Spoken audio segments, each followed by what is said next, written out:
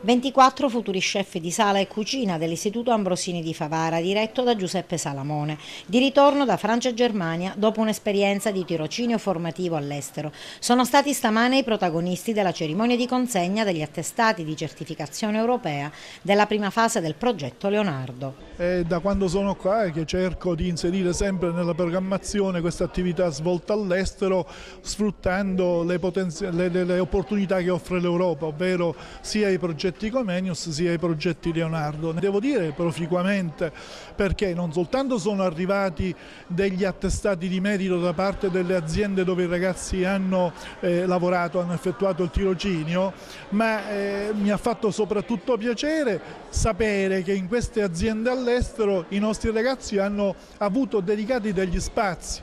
Voglio fare un esempio: in un paio dei locali dove i ragazzi hanno lavorato sono stati loro assegnati spazi per la preparazione del menù, le cosiddette settimane italiane, ovvero per un'intera settimana il menù era gestito dai nostri ragazzi e devo dire, o meglio me lo riferiscono, con grande successo. Un'esperienza altamente formativa di approfondimento delle conoscenze tecniche e linguistiche che si concluderà nel prossimo mese di novembre. Con questi finanziamenti dell'Unione Europea noi abbiamo potuto mandare ad oggi 24 ragazzi in stage in 2 flussi di mobilità, uno a gennaio e l'altro a marzo. 12 ragazzi sono stati in Francia, a Montpellier, lavorando in alcuni hotel di alto livello come i Mercure, altri sono stati a Saarbrücken e adesso sono ritornati e noi notiamo un'evoluzione spettacolare in questi ragazzi, perché hanno preso coscienza del mondo del lavoro in Europa, dell'importanza di studiare bene per il proprio futuro, dell'importanza delle lingue straniere.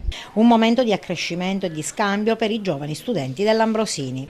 In questa esperienza all'estero abbiamo appreso soprattutto la cultura tedesca, la lingua, abbiamo appreso un po' di tedesco, abbiamo appreso a relazionarci con gli altri in modo che non pensavamo sia possibile ottenere. Sono molto soddisfatta per questa esperienza, la rifarei volentieri e sono molto contenta.